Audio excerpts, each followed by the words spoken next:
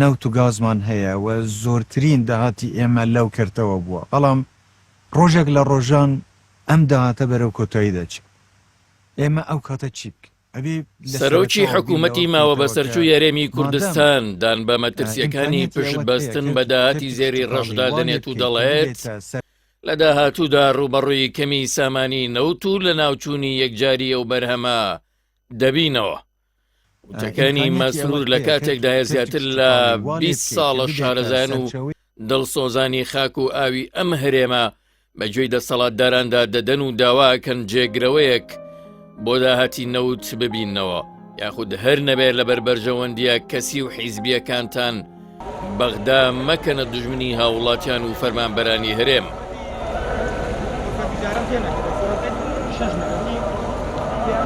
لە داهاتوودا لەگەڵ کەمبوونەوەی بەرهەمی نەوت و دابەزینی نرخەکەی ڕاستەوخۆ ئاستی دەساتی حکوومەتی هەرێمی کوردستان دابەزێ. ئەو کات زیاتر لە ئێستا حکوومەتە ماوە بەسەر چۆکەی هەرێم ناچار دەبێت ڕێی بەغدا بگرێتەوە بەر. چاودێران پێیان وایە لە داهاتوویەکی نزیکدا و لەگەڵ کەمبوونەوەی داهاتی هەرێم پێگەی کورد لە سەرمێزی گفتوگۆ لە بەرامبەر دەسەڵاتدارانی بەغدا لاوازترە بێت و چانسی بەدەستێنانی داواکاریەکان لە بەغدا کەمترە بێتەوە.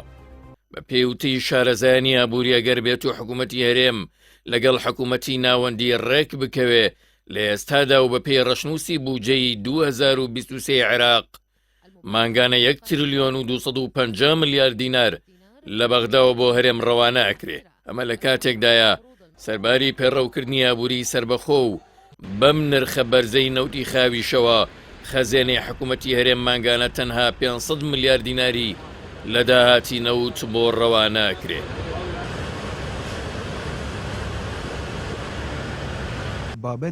ئەم داهاتەی هەرێم بەدان پێدانانی سەرۆکی حکوومەت درێژە ناکێشێت و ناتوانرێت بۆ ئاستی دوورمەودا پشت بە نەوت وەک سەرچاوی سەرەکی داهات ببەسترێ.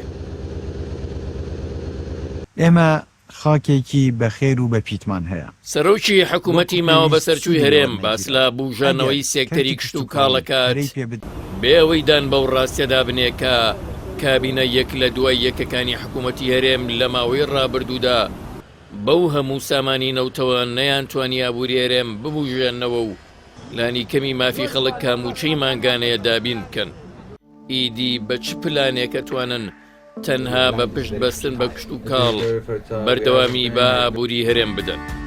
سەرۆکی حکوومەتی ماوە بەسەرچوو لە کاتێکدا باسی هەناردەی بەرهەمە خۆماڵیەکانەکات تەنانەت جووتیارانیش ناتوانن سوودی تەواو لە داهاتی ئەو بەرهەمانە ببین و بژێوی ژیانیانی پێدابین بکەن.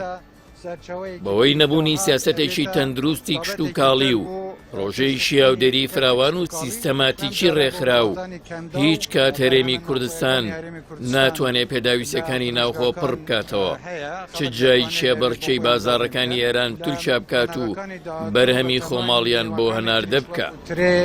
وەکو هەنجیر حتا هەنگوین سێ و ئەوانەش ئینشەڵڵا هەناردەی دەرەوە بکەین.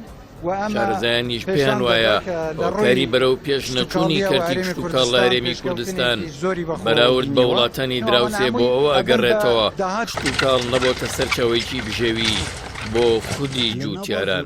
بە جۆرێک جووتیاران لە بریەوەی هاوکاری و پاڵپشتی بکرێن دەسەڵاتداران هاوردەی بەرهەمی دەرەکی و دەستخستنی باج و خراجیان لەو بەروبوومانە کردووە سەرچاوی داهات بۆ خۆیان و حیزب و بنەماڵەکانیان.